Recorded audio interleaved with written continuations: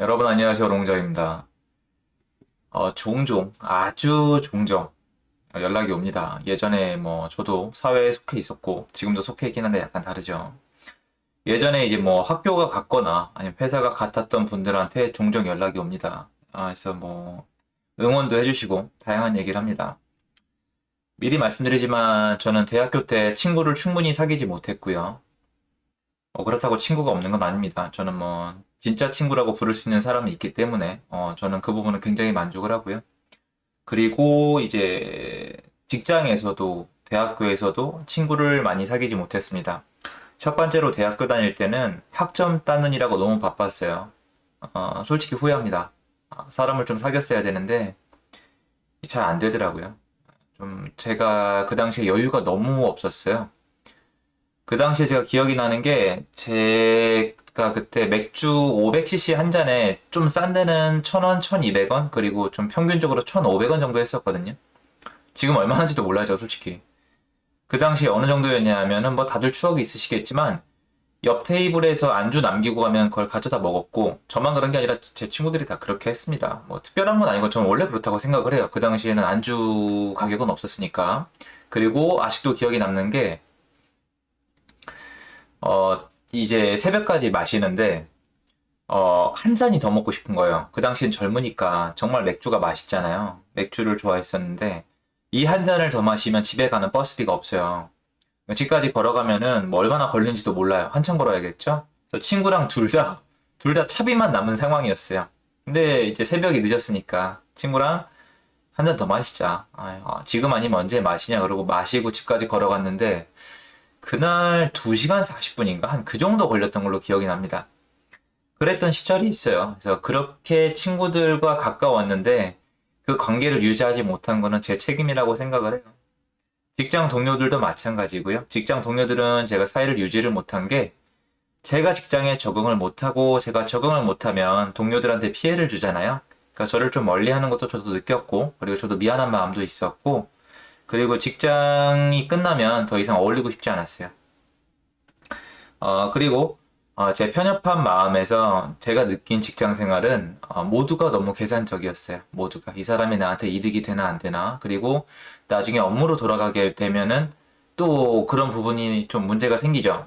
나는 쟤랑 친하니까 일을 좀 빨리 처리해주고 얘는 나랑 좀 뭐니 그런 정치적인 거나 이런 것들이 저는 굉장히 힘들었습니다. 네, 이렇게 물어본 분이 계셨어요. 답장을 안 했는데요. 답장을 안 하는 이유는 하고 싶지 않기 때문이고, 지금 시간이 많이 흘렀는데, 저와 같은 집단에 속했던 지 오래됐는데, 지금 자신의 모습과, 저는 너무나 다르다. 차이점이 뭔 것 같냐고 물어보신 분이 계세요. 왜냐면 저 이메일을 아니까 그분이 이메일을 보내셨던데, 그거에 대해서 제 영상을 남기고 싶어서 영상을 올렸습니다. 무슨 차이가 있는지. 저는 첫째로 제가 더 잘났다고 생각하지 않고요. 제가 더 잘됐다고 생각하지 않습니다. 그분이 제가 어려워했던 직장 생활을 지금까지 하고 계시다는 건 제가 할 수 없는 일을 하신 거기 때문에 존경하고 그리고 좀 존중합니다. 근데 만약에 그분이 그걸 원하시는 게 아니고 뭐가 차이점이냐고 저한테 물어보신다면은 제 예전에 한번 예를 한번 들어보고 싶습니다. 저는 예전에 아시다시피 여러 가지 아르바이트를 했었는데요. 그 당시엔 몰랐는데, 제가 아르바이트를 하면서 이런 얘기를 많이 들었습니다. 아르바이트생들은 암묵적으로 사장님들을 조금 경계해요. 좀 싫어하는 것 같은데, 이런 얘기 많이 합니다. 야, 사장이 하는 일이 도대체 뭐냐? 왜 일은 우리가 하고 돈은 제가 가져가냐? 일은 우리가 다 하잖아. 날로 먹는다. 그래서 욕을 많이 합니다. 안 한다고 하시는 분도 계시겠지만, 제가 그때 있을 때는 많이 했습니다. 제가 일했던 공장에서 제일 심했습니다. 모이면 담배 피면서 그 얘기를 많이 했고요. 그리고 이제 회사를 다닐 때조차도 이제 재벌들이라 그러잖아요. 우리 회사 오너는 날로 먹는다. 쉽게 먹는다. 도대체 하는 일이 뭐냐? 일은 우리가 다 한다. 억울하다. 사회를 뒤집어야 된다. 뭐가 잘못됐다. 우리 월급 지금보다 3배는 더 받아야 된다. 회사가 폭리를 취한다. 이런 얘기가 너무너무 많았습니다. 그런데 예전 제 그 뭐 동료든 아니면 제 뭐 친구였든 차이점이 뭐냐고 묻는다면은 그 안에 있습니다. 그 안에. 사장이 하는 일이 뭔지 저는 알고 있습니다. 사장이 하는 일이 뭐냐고요? 사장이 하는 일은 존재하게 하는 겁니다. 사장이 존재하게 합니다. 편의점 아르바이트가 있는 이유는 사장이 그 가게를 차렸기 때문이에요. 지금 이 그림은 제 공사 현장이에요. 지금 뭐 저번에 말씀드렸다시피 수업 시간에 말씀드렸는데 집안이 약해서 팽이 공법으로 메꾸고 있습니다. 시멘트로 잘 붙여야 되는 건데 이런 거 하나 있을 때마다 돈이 더 깨지죠. 제가 돈이 더 깨지는 대신에 공사하시는 분들은 돈을 더 벌죠. 무슨 말이죠? 제가 이 일을 하기 때문에 이 현장이 존재하는 거죠. 아래 팽이 공법 이 집안도 저 포크레인도 그리고 저 철조망도 전부 다 제가 하기 때문에 존재하는 겁니다. 그러면 저기 현장에서 일하시는 분들이 이렇게 말씀하시겠죠. 야, 이 건축주는 뭐 하는 놈이냐? 일은 우리가 다 하는데. 우리가 건축은 다 하는데 나중에 돈은 제가 벌 거 아니야. 이렇게 말씀하시면 전 뭐라고 답을 할까요? 그죠? 저는 그분들한테 뭐 일을 줬다 이런 대단한 얘기를 하고 싶은 게 아니고요. 절대 아니에요. 감사한 마음이에요. 진심으로. 혹시 만에 하나 보신다면 감사드리고 싶습니다. 저는 인테리어 하시는 분들이나 법무사님들이나 공인중개사님들한테 굉장히 감사드려요. 왜냐면 너무 감사하니까. 저도 서로 도우면서 사는 거잖아요. 만약에 좋은 조건 하라면. 근데 저는 무슨 대답을 할 수 있을까요? 존재하게 하잖아요. 대기업도 존재하게 하잖아요. 물론 그 사람이 하지 않았어도 그 사람 부모님이 했잖아요. 그 사람 부모님이 만든 노동의 그 위에 그 사람이 서 있는 거잖아요. 전부 다 마찬가지인 거예요. 그래서 사장이 하는 일이 뭐냐면 똑같은 시야로 보지 말라고요. 노동을 하는 입장에서 보면은 사장이 하는 일을 이런 걸 따지고 싶은 거예요. 사장 몇 시에 출근하니? 사장 회사에 몇 시간이나 체류하니? 사장 점심시간에 왜 나가서 3시간 있다가 오니? 사장은 왜 퇴근을 5시에 나가니? 사장은 우리보다 왜 이렇게 회사에 체류 시간이 짧니? 이런 걸 따지는데 이거는 철저하게 노동자, 피고용인의 시선에서 보는 거고요.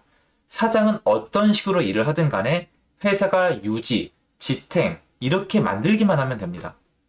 왜? 어차피 회사 망하면 그 일자리 없어져요. 건축 현장도 없고 아무것도 존재하지 않습니다. 그러니까 다시 얘기해서 마인드 자체가 전 예전부터 달라진 때가 있었어요. 저는 굉장히 좋은 분을 만나서 그런 조언을 들었고 제가 이게 인풋이 된 거예요. 그게 인풋이 됐습니다. 그래서 저는 약간 이랬던 거죠. 직장 생활을 할 때도 학교 생활을 할 때도 주인의 마인드라 그래야 되나요?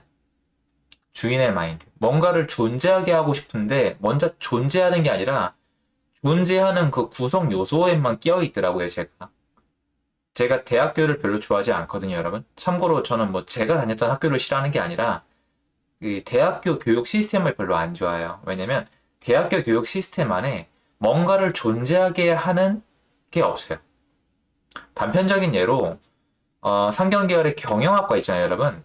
상경계열의 경영학과는 뭘 가르치는 데냐면 창업하는 걸 가르치는 거예요. 경제학과랑은 분명히 달라요. 뭐 경영학과, 경제학과, 통계학과 이렇게 나뉘었었거든요, 저희 학교는. 그럼 경영학과는 다 나와서 창업을 하고 운영을 해야 되는데 그냥 목표가 무조건 취업이에요. 그러니까 대학교는 한국에서 이미 취업, 피고용인을 만드는 완벽한 시스템이에요. 학교 간판도 삼성에 몇 명, LG에 몇 명, 현대에 몇 명 이러면 땡이에요. 대우조선 해양 가면 막 초봉이 그때 7천, 8천, 9천 이랬거든요. 그러니까 이제 최고란 생각을 듣는 거죠.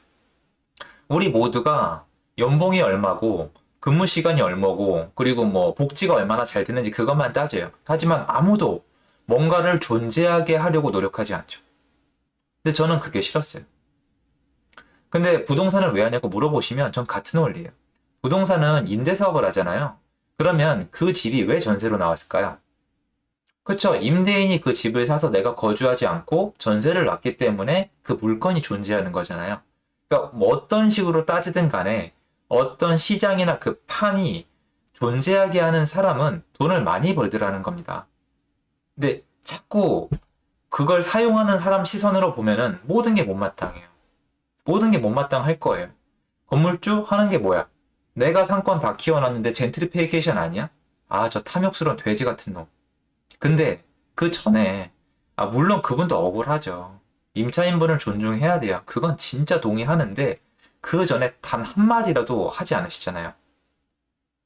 그 건물을 누가 지었는지 그리고 지금 주인이 그 건물을 갖기 위해 얼마나 노력을 했는지 그 주인이 대출 이자를 어떻게 감당하고 있는지 그 주인이 그 건물 관리를 어떤 식으로 하고 있는지 그리고 이 건물이 잘못됐을 때 주인은 어떤 감당을 하게 될지에 대해서는 전혀 생각하지 않고 내가 여기 임차인으로 상권을 키워놨는데 왜 네가 다 처먹냐? 이러면 말이 안 통하는 거라고요. 서로 존중을 해야 되는 건데. 근데 어쨌건 예전에 그분이 저한테 이메일을 보내신 분한테 제가 답변을 해드린다면 이렇게 해드리고 싶어요. 사장이 하는 일이 뭐야? 라는 답변에 저는 일찍부터 그 대답을 스스로 정해놓고 그렇게 행동을 하려고 노력을 했고 엄청난 시간이 오래 걸렸습니다. 저 그 해답을 찾는데. 그리고 누군가는 평생 그 대답을 생각하지 않을 거예요. 그러니까 저는 여러분보다 잘 된 게 아니라 방식이 다른 거예요. 저는 연봉을 얼마를 주는지, 근무 시간이 얼마나 긴지, 복지를 얼마나 잘해주는지 정말로 관심이 없어요. 저는 뭔가를 존재하게 하고 싶은 거예요. 다만 하는 일이 다른 거라고요. 대신 리스크도 크죠. 그러니까 제 주변에 있는 사람들은 얼마나 마음이 불안하겠어요. 제가 이렇게 리스크 큰 짓을 하니까. 여러분이 건설 현장 보면은 리스크가 안 보이세요? 여기 갑자기 폭우 쏟아지면 어떡해요? 민원 들어가면 어떻게 합니까? 아니면 갑자기 뭐 지금 이미 겪고 있지만 여러분 요새 철근 가격 아세요? 철근? 철근 가격이 2배입니다. 어떻게 하실 거예요? 그러니까 이런 걸 감당하는 게 어떻게 일이 아니에요. 근데 이런 걸 감당한다고 해서 제가 이 현장에 8시까지 출근을 해서 6시까지 지키고 있을 필요가 없잖아요. 간단한 거예요. 여러분 눈에 노는 것처럼 보는 이유는 뭐냐면 제가 여기 현장에 새벽 6시에 나가서 밤 9시에 퇴근한다고 해서 철근 파동이 해결되는 게 아니라 민원이 해결되는 게 아니라 폭우가 안 오는 게 아니라 세금이 내려가는 게 아니라 그냥 그대로 존재한단 말이에요. 그러니까 저는 제 나름대로 그걸 해결을 해야 돼요. 당연히 리스크가 크죠. 그러니까 어느 쪽을 택하냐에 따라서 미래가 바뀌는 것 같아요. 그리고 저라는 선택을 했을 때 잘 된다는 보장이 있는 게 아니라 완전 쫄딱 망할 수도 있는데요. 어쨌건 형태가 많이 다른 거죠. 그분이 저한테 그 질문을 한 이유를 저 알아요. 지치신 거죠. 너무 오랜 시간 동안 노동을 하고 지쳤고 질렸고 그리고 이제 월급이 부족하다고 느껴지고 인생이 약간 뭔가 잘못됐다고 느끼시기 때문에 저한테 물어보신 건데 그 질문의 취지가 이런 걸 가능성이 높아요. 넌 어떻게 돈을 많이 벌었니? 넌 어떻게 노동 시간을 단축했니? 하지만 피고용인의 시선으로 바라봤을 땐 정답이 아예 안 나와요. 10명의 국민 중에서 한두 명을 제외하고는 전부 다 그 시스템대로 가는 이유가 그거예요. 근데 여러분 오해하시면 안 되는 게 그게 나쁜 게 아니라니까요. 안정돼 있잖아요. 그 안에 성공하는 사람도 별도로 나오잖아요.